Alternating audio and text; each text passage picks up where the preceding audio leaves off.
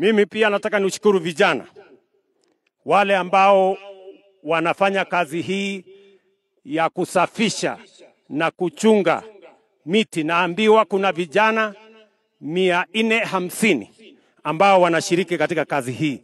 Wapigie makofi hawa vijana jameni. Hii Mau itatusaidia karibu mambo matatu. Ya kwanza itakuwa ni chemichemi ya kutusaidia kuwa na maji katika mito yetu. Jambo la pili, itatupatia rasilimali ya mbao itakayotusaidia kuzalisha uchumi wa taifa letu la Kenya.